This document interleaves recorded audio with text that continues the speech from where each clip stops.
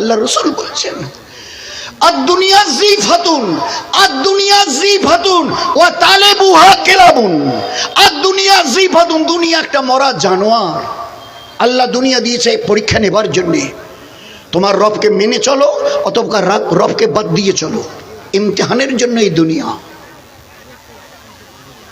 দুনিয়া ইমতিহানের জন্য, এটা পরীক্ষার জায়গা।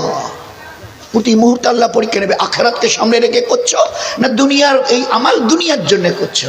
বলে আল্লাহর নবী বলছেন আর দুনিয়া জিফাতুন, যারা দিনকে, আল্লাহর পেয়ারা দিনকে, আল্লাহর দেওয়া শরীয়ত আর সুন্নতকে বাদ দিয়ে যারা দুনিয়াকে আপন মনে করে নিয়েছে, জানে আজ বাদে কাল আমাকে সব দুনিয়া ছেড়ে খালি হাতে কবরের গাড্ডায় নামতে হবে, আর জানার পরেও দুনিয়া দুনিয়া দুনিয়া দুনিয়া। আল্লাহর নবী পাক জবানে বলছেন আর দুনিয়া জিফাতুন, দুনিয়া একটা মরা জানোয়ার।